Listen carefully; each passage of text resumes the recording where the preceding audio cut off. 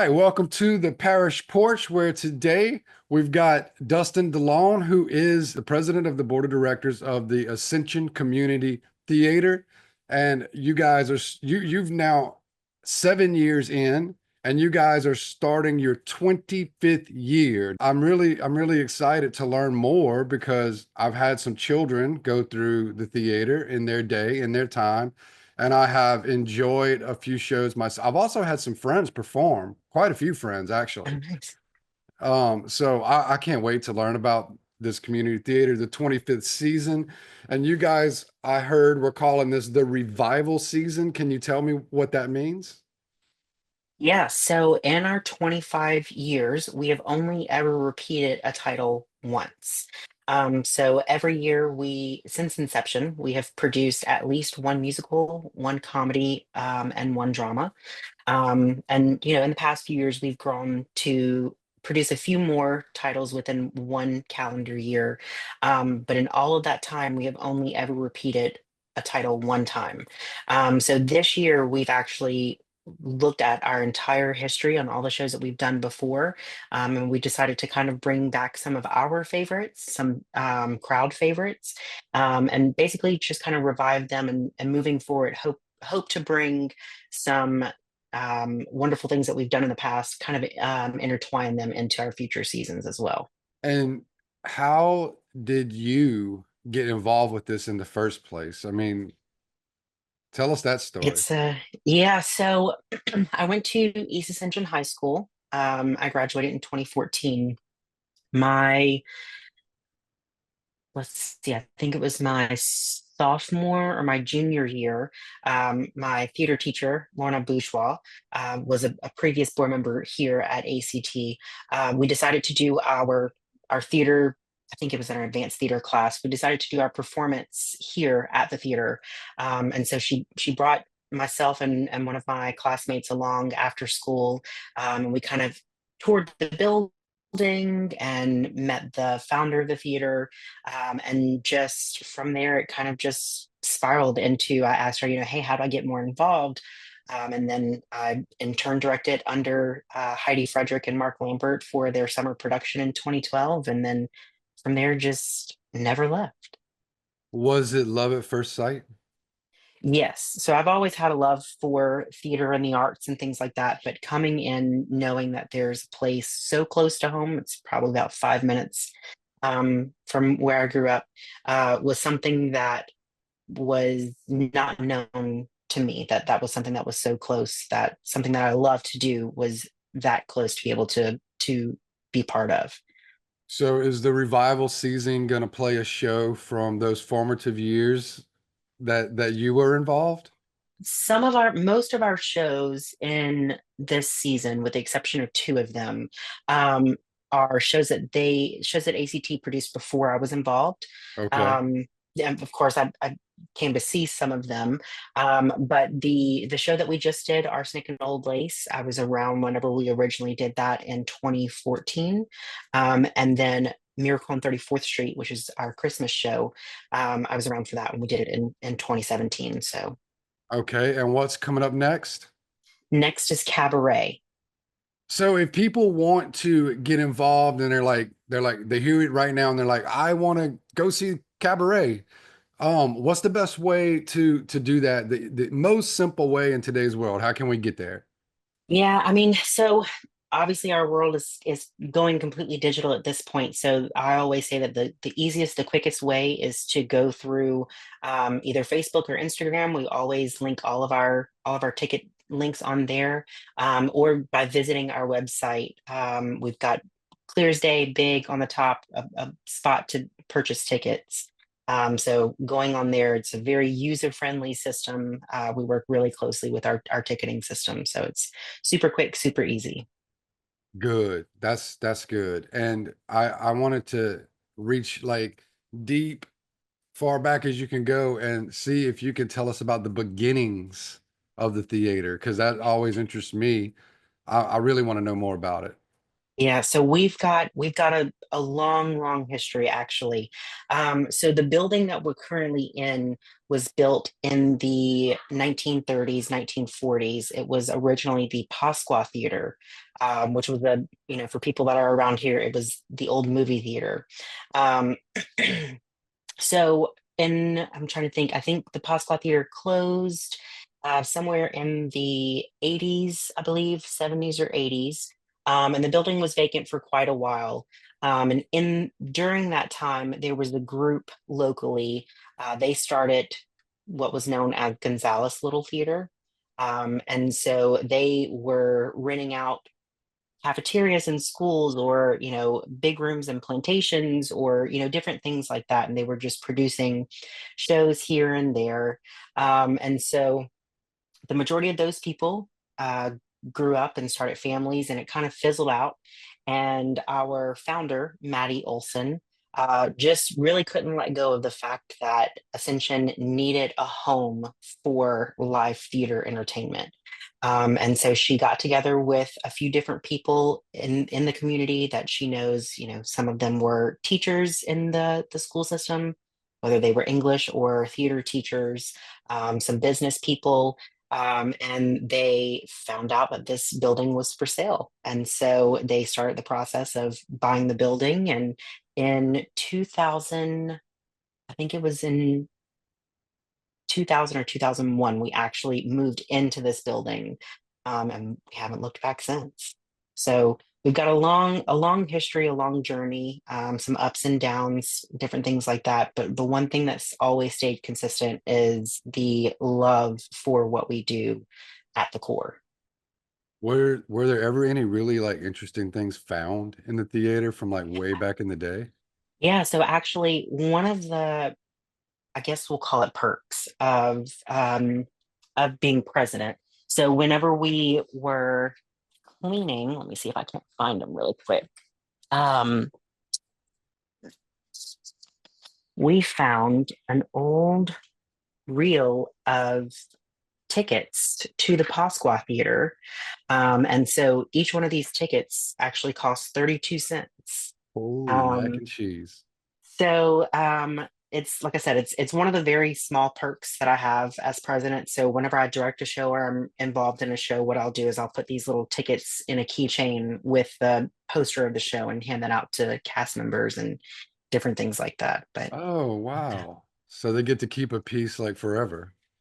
get to keep a piece of forever. And so when we found it, we had probably three reels of tickets, and so we've got a pretty good bit here, but this is the last one, and so I'm kind of holding on to them. I'm not as not throwing them out as candy as frequently as I used to, but yeah, That's a very sweet gesture. I like that. yeah. Um, and so like personally, like what's your connection here? Like, beyond just the fact that you grew up here. Like I mean, 7 years is nothing to shake a stick at. That's a serious commitment. So, I mean, I started truly from the bottom of just being an avid volunteer of, hey, how can I come in and help?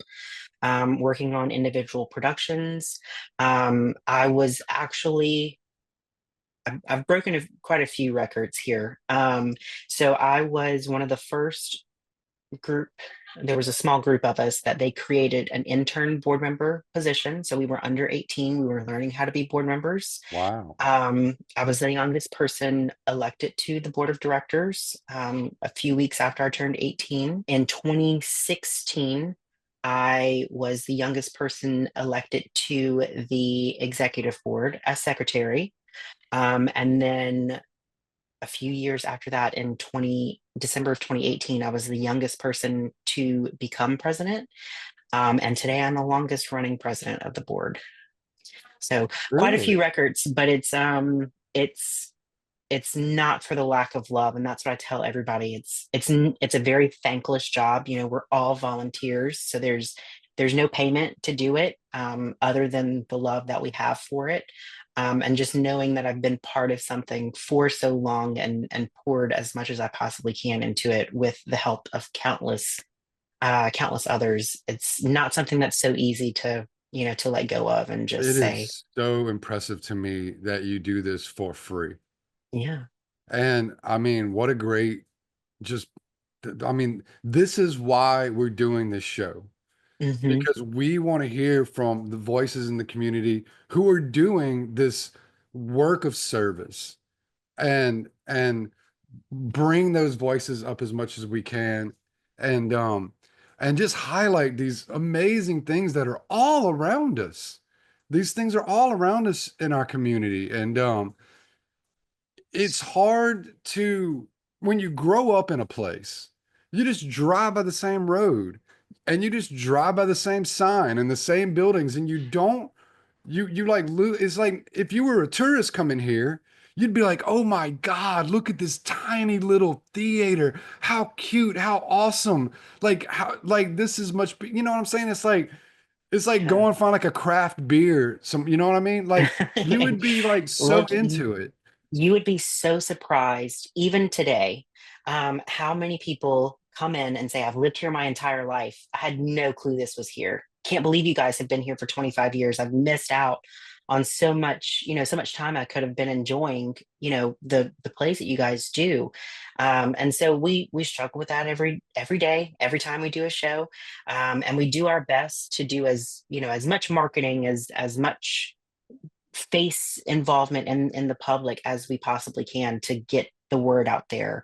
But there's never a day that goes by that somebody doesn't walk in and says, I didn't even know you guys were here. Yeah. So And I didn't until one of my daughters was like, "Hey, I want to go try to do a Christmas play at the Ascension Community Theater." I'm like, "Where's that at?"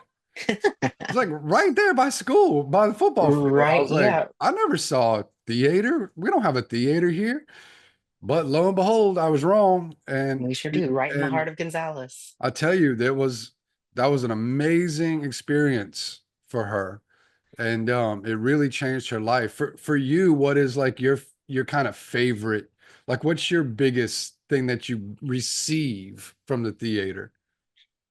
um for me, it's really knowing that when people walk into our doors, they feel a sense of home, and a sense of relief to be able to be whoever they want to be.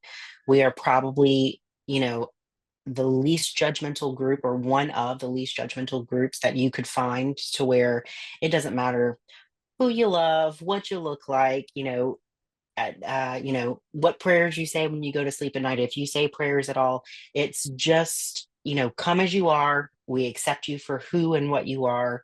And that's probably one of my favorite things, seeing people kind of come in with, a coat of armor on, because they always have to be that way in the public and in society, and realizing, that moment that they finally have the realization that I don't have to I don't have to have a guard up of any sort. I can just be myself. And seeing that moment click so many times over the years is probably one of the most rewarding things that I've gotten to be a part of. And as a father of three girls, I will tell you, I have seen that happen in two of their lives. Um, And it's the most beautiful thing ever when they realize that, they find a place that they can be themselves in some form of expression, right? Right. For my middle daughter and my youngest daughter, especially, like they got involved with things, and it was like night and day. And I'm saying that to the audience because, our community does have these places that we can get our children involved in these. Absolutely. I mean, and the people are surrounding our kids with a servant heart, and not that it's just kids. I mean, the community theater is full of Oh, adults, absolutely. yeah, I mean, I've seen great. I mean, one of my favorite productions is Jesus Christ Superstar. I love. So, That what was about that was a yours? really Do you good have one. a favorite or a favorite cast? I mean, it was actually the last show that I was in. Was almost 11 years ago. So right after I graduated high school, my best friend and I were Scarecrow and Dorothy in Wizard of Oz. And so that was such a just a fun time. I mean, she moved into my house with, with me and my parents. She stayed with us the entire summer. And so that was probably one of the one of the most memorable shows that I've been part of. And there's so many other times. West Side Story, when it was my first time directing, that one will always hold a special place in my heart, just because it was the very first time I've ever been able to direct a show fully on my own. So I mean, too many to name, and like I said, I've been involved in pretty much every single one of them since I've been here. But those are just a few that for sure stick out to me. How many productions are you guys doing a year? So this year we're doing six. Okay. Wow. We've here recently we've done five per year. So our Okay. play selection committee is we're already planning for 2026. So we're still kind of taking into consideration if we're going to stick with six, if we're going to go back to five.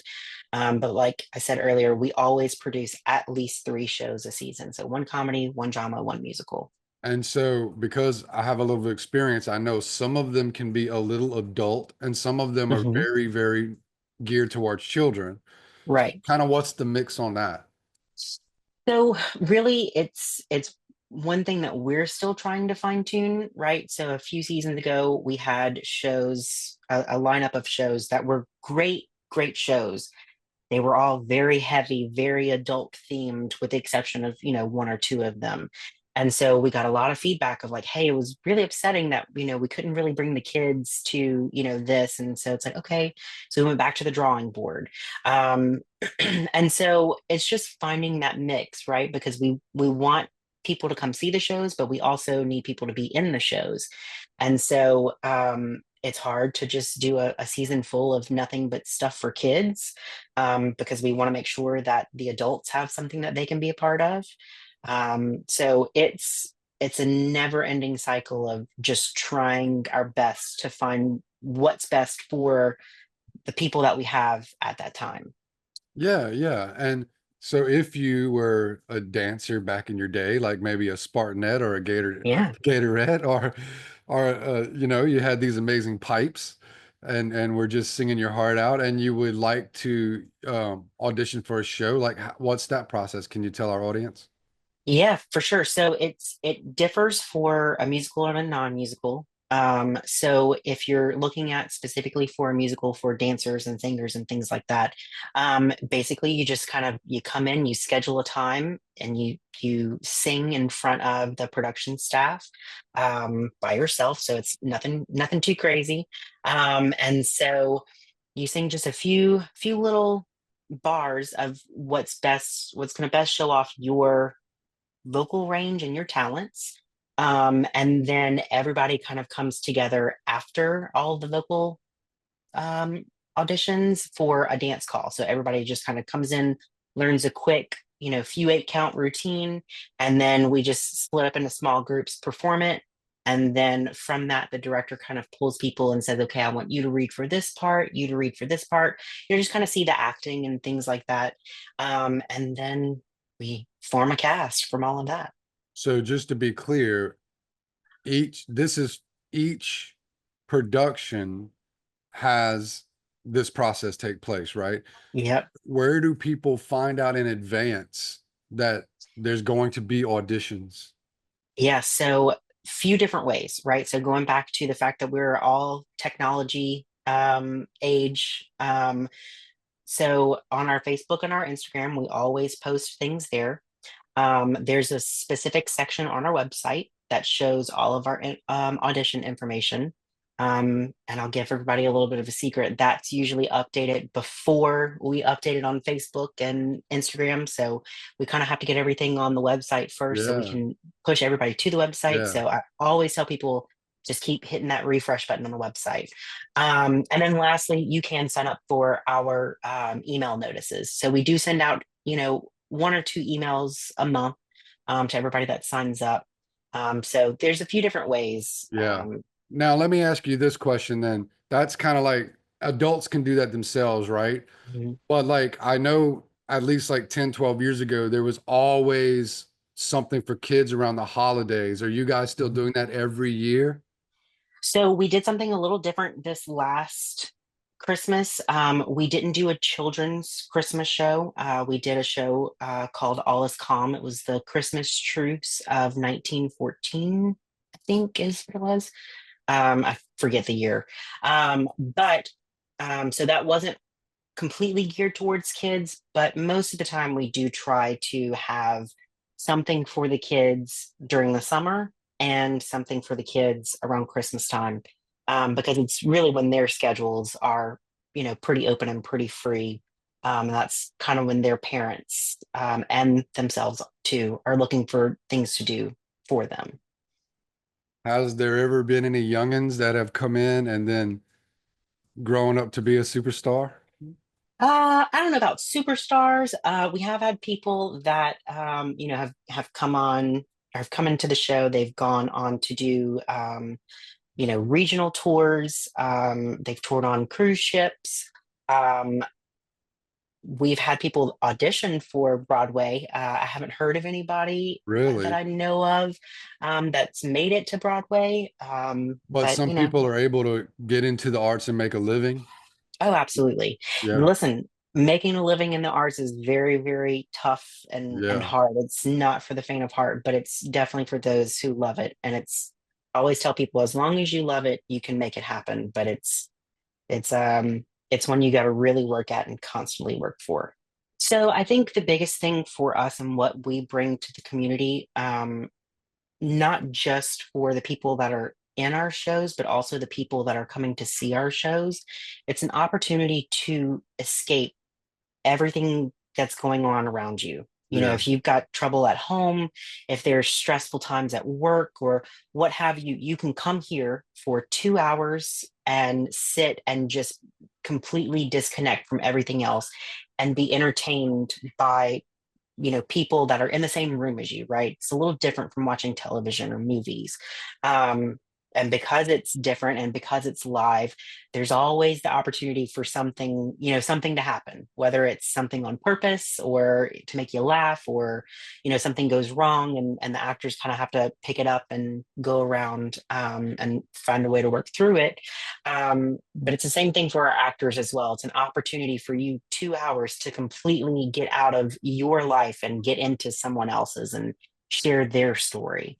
So I think for a lot of people, it's a great way to escape their daily lives, whether it's you're in a show or you just come and see a show.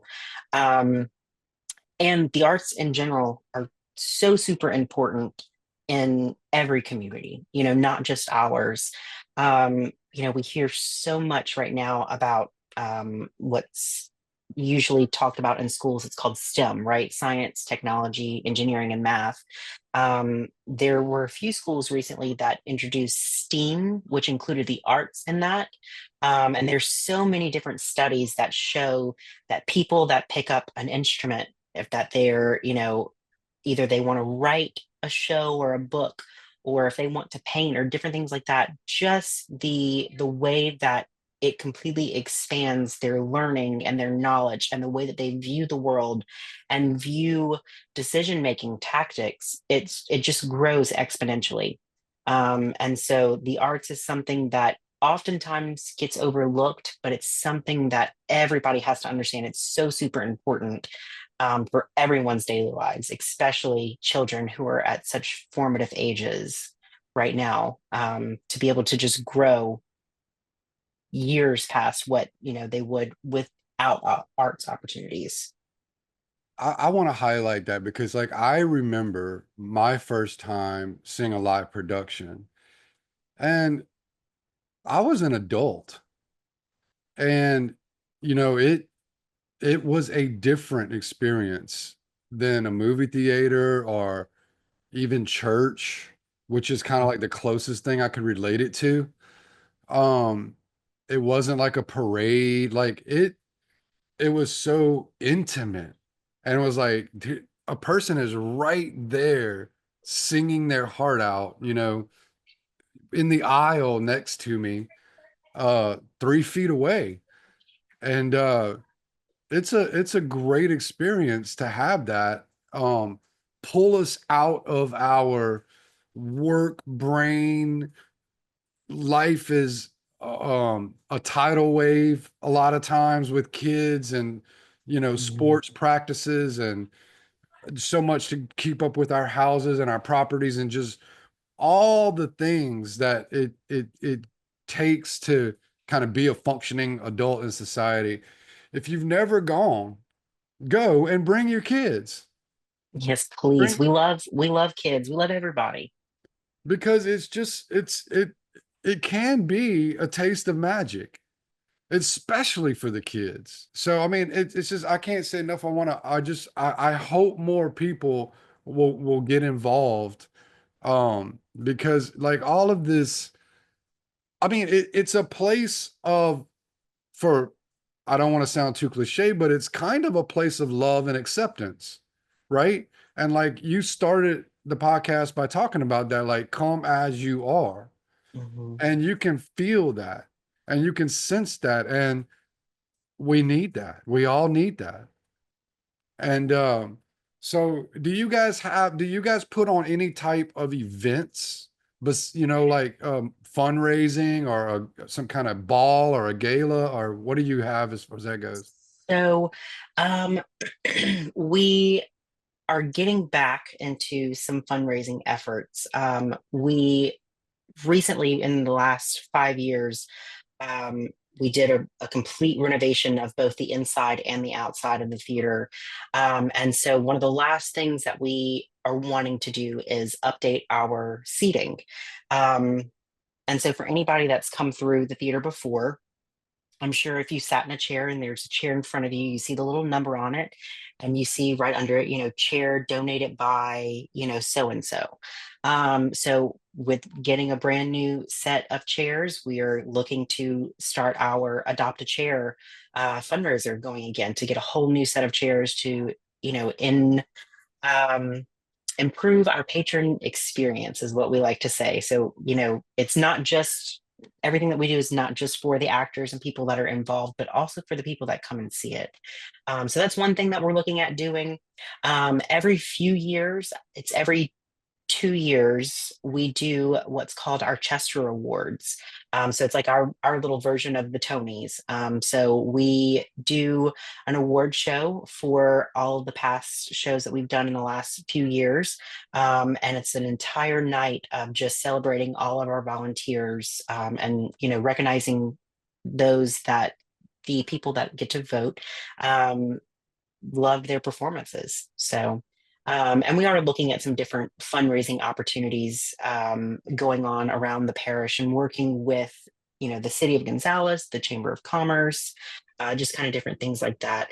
But our calendar, man, with doing 6 shows in a year, it's kind of hard to find the time and space to where we can kind of shut down what we're working Yeah, on to well, bring some things in. maybe you can bring it to the board, but maybe there needs to be a fundraiser volunteer, right? Oh yeah. Oh yeah. Look, we've got plenty of committees. We've just got to fill those committees. So if you're ever interested in being on one of those committees or doing anything, you just give me a call. We'll be glad to put anybody, we're glad to put anybody to work and use any help Yeah. that we can And get. listen, in my last 8 to 10 years of what I've done in business and with my career, like there are some people that are talented at raising money. Oh It yeah. is a Oh, so many skill. people.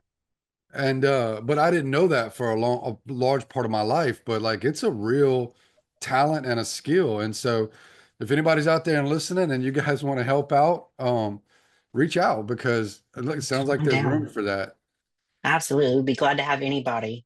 No idea is a bad idea as long as we're all willing to put in the work. Yeah, so essentially you can't really have events at the theater because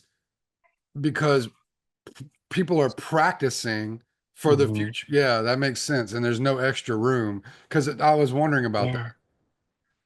Yeah. Okay. We've got a lot of rooms here, but most of the time they're all being used. Right now, our back green room where the actors are before and during the shows, we're using that for rehearsals. They've got choreography rehearsals going on the stage. We're having to have a meeting for our awards show in our costume room upstairs. So, we do our best with the space that we have, but always, even whenever we talk about renting out the theater or doing other events, our main priority is our show that's going on. So that always has to take precedence over anything. So Well, do you guys have an arm or where you're ever like in the schools or doing anything like outreach as far as we we are beefing up our okay, educational efforts. So one of the local high school choir teachers is on our board, and she's head of our education committee. So we're gonna sweet. closely start working with all of the schools. We've got a pretty good working relationship with all of the high schools on this side of the river and in the parish. And so hopefully we can start beefing that up and trickling down into the middle schools and reaching the other side of the river. Just getting and reaching as many people as we can. If someone was inclined to say, "Hey, I want to help," right? I know probably in your mind, I'm gonna guess, but you probably have like, okay, if I had these three things, can you name those easily? Like you have three things, like if I could get these three things done, because this is a show about voices, and if we don't speak up, ask and it shall be given unto you. I don't know, Yeah. but it's worked in my life. No, look, if You gotta ask. if I had a magic genie right now and I got three wishes, um, I would like to I would love more space, right? We need more space in the theater so we can do some of those other things that we're thinking of. We would love to be able to have more money through fundraising, and more donations. We run primarily off of our donations. Um, and the last thing is I would love to not hear that people don't know that we're here anymore, right? Yes, yes. That's Let's take those one at a time. So, Yeah. so number one, more space. Like, do you mean like add buildings? Do you mean rearrange what you have? No, so we've got it arranged pretty much what works best for us right now. Adding space has been a topic of conversation um, pretty frequently here recently, right?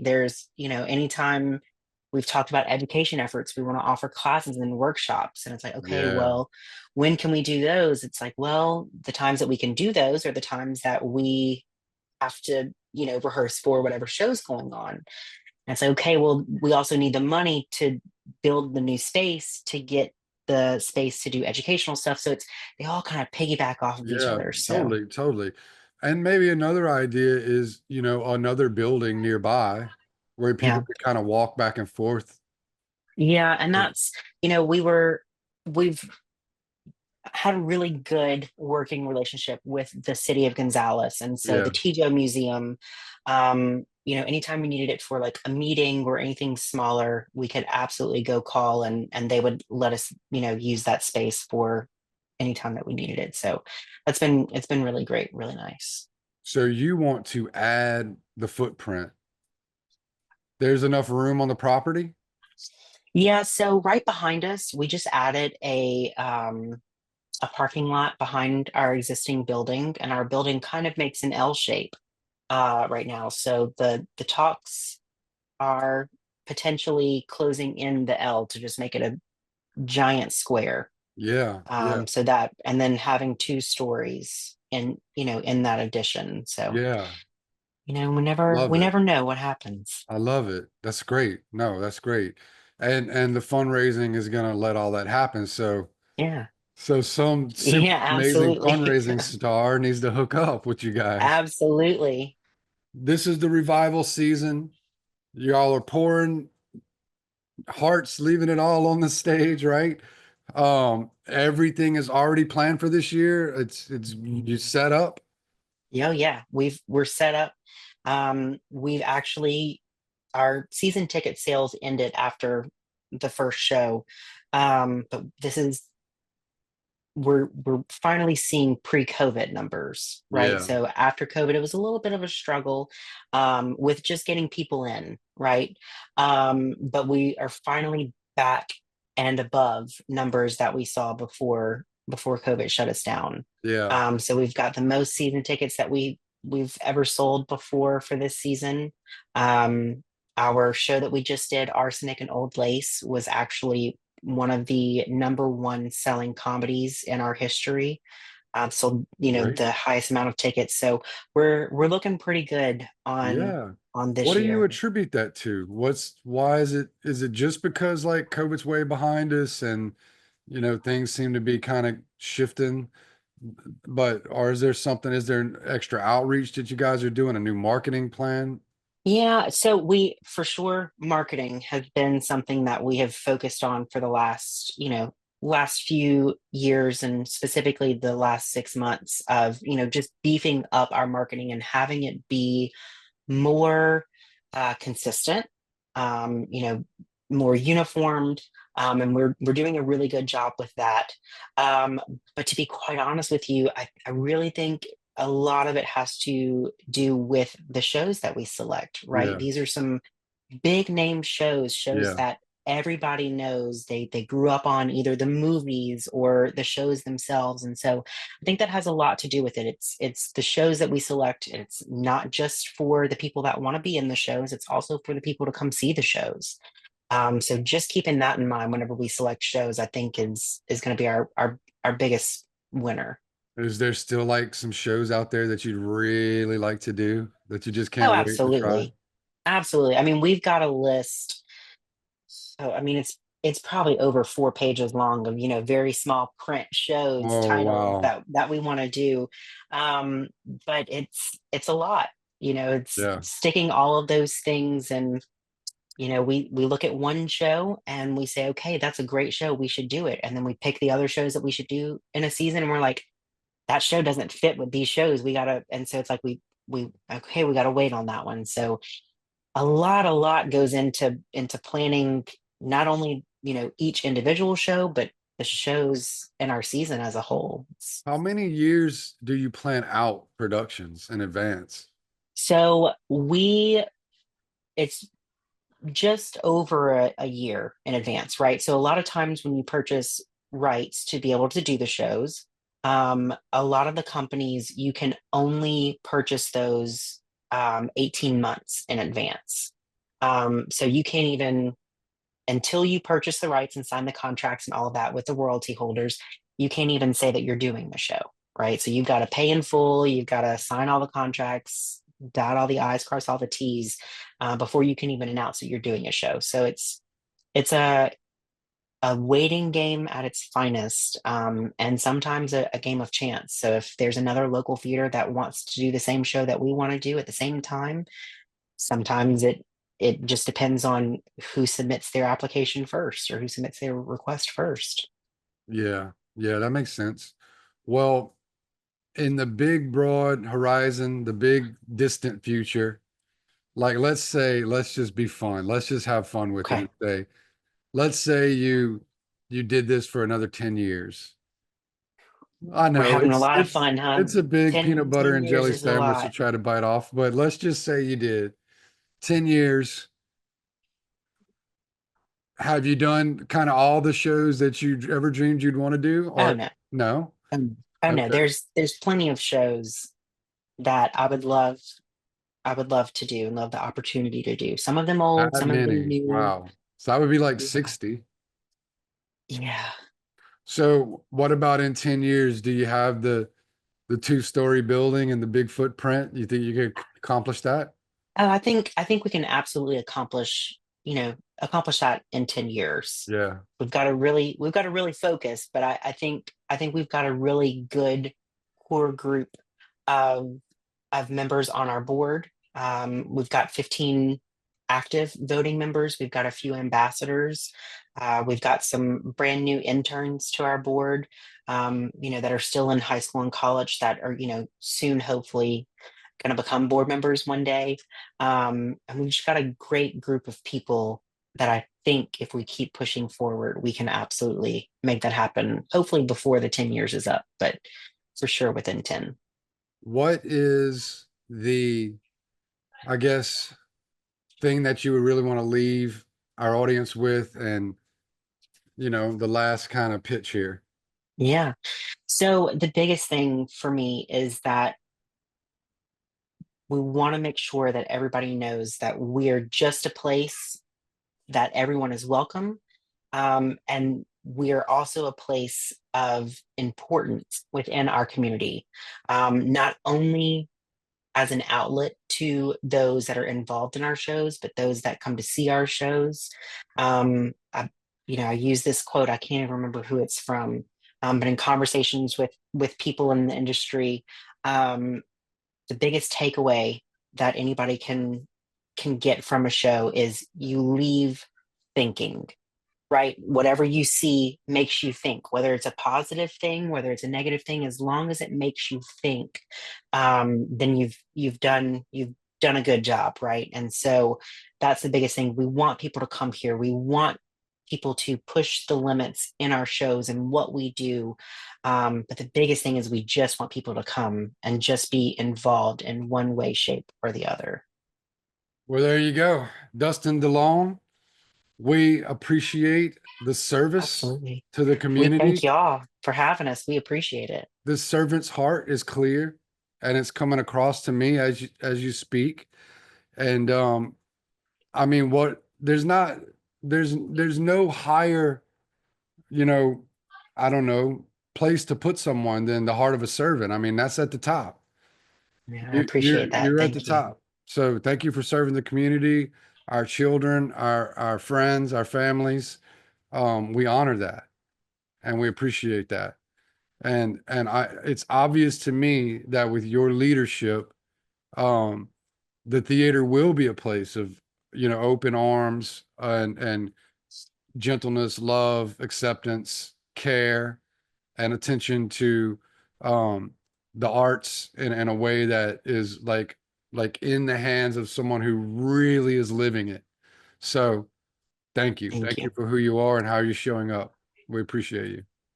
Absolutely. Thank y'all so much. All right. So with that, we're gonna call it a day here. And again, it's your voice. So speak up.